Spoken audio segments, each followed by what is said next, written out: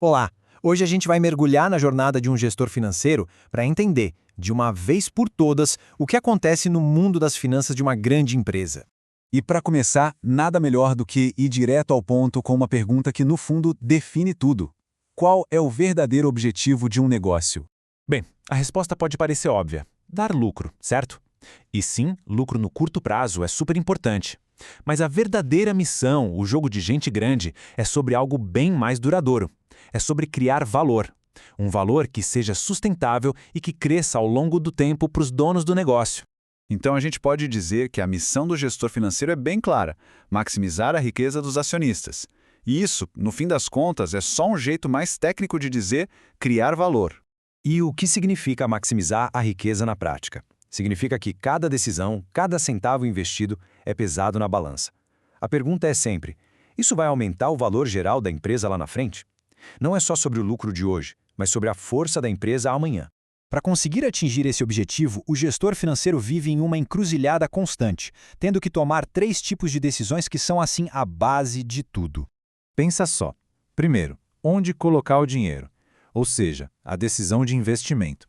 Segundo, como conseguir esse dinheiro. Essa é a decisão de financiamento. E terceiro, o que fazer com o lucro que a empresa gerou. A decisão sobre os resultados. Essas 3 escolhas são as verdadeiras alavancas para criar valor. Agora, para tomar essas decisões do jeito certo, o gestor precisa de uma espécie de bússola. E uma das ferramentas mais poderosas que ele tem na mão é um conceito chamado custo de oportunidade. Falando de um jeito bem simples, custo de oportunidade é tudo aquilo que se deixa de ganhar ao escolher um caminho em vez de outro. É o valor da oportunidade perdida. Vamos ver um exemplo para ficar bem claro. Uma fábrica de móveis tem que decidir o que produzir. Ela pode fazer mesas de escritório e lucrar R$ 80 mil, ou fazer armários de cozinha e lucrar 70 mil. A escolha parece fácil, né? Vai nas mesas, que dão mais lucro.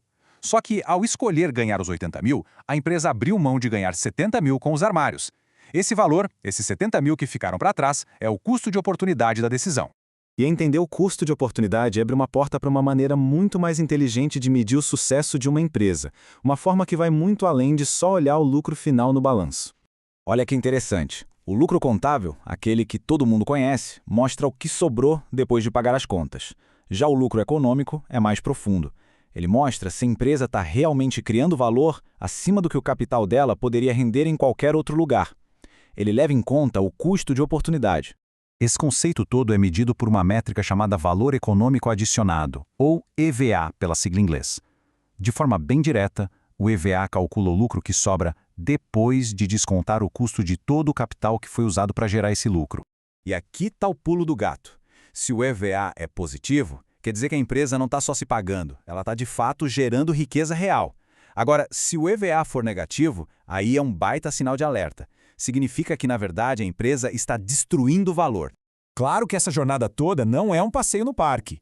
E no mundo das finanças, um dos maiores desafios é uma dupla inseparável: risco e retorno. Esse gráfico aqui ilustra uma das leis mais básicas do mercado financeiro. A ideia é simples. Para ter a chance de um retorno maior, é preciso aceitar um nível de risco maior. Não existe almoço grátis. E essa relação que define como os investidores se comportam. Tem o avesso ao risco, que só topa arriscar mais se a recompensa valer muito a pena. Tem o neutro, que só olha para o maior retorno. E tem o propenso ao risco, que às vezes até gosta da adrenalina de opções mais arriscadas. E com essa reflexão, a gente encerra essa análise. Fica claro que a gestão financeira é uma arte do equilíbrio. Um ato constante de pesar retornos potenciais contra os riscos e, talvez o mais importante de tudo, nunca deixar de se perguntar sobre o valor do caminho que não foi seguido.